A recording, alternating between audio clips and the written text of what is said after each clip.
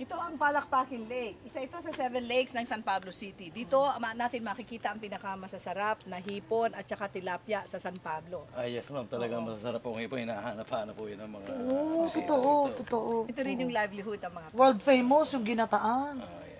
Ginataang hipon. world famous yung dinadala yan sa Amerika, ng mga balikbayan, hinahanap-hanap. Yung mga taga San Pablo na ng ibang bayan, ang hinahanap-hanap Pero parang nila. marami na rin Parati ano, no? itong galing dito na Tilapia. harvest. Oo.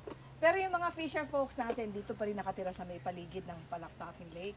O meron silang sariling Mga kwan lang po ma'am yan, yung mga parang yung mga Pahingahan. pahingahan lang. pahingahan, pero walang nakatira dito. So ito Sa ang gilid po pinaka siguro meron. sa gilid. Mm-mm. Ito ang masasabi nating pinakamalinis na na lake, Lake sa, sa San out Pablo. of the 7 lakes. Ito yung talagang Opo, isa po yan, na-maintain sa yung malinis po. yung clarity ng tubig at saka yung linis.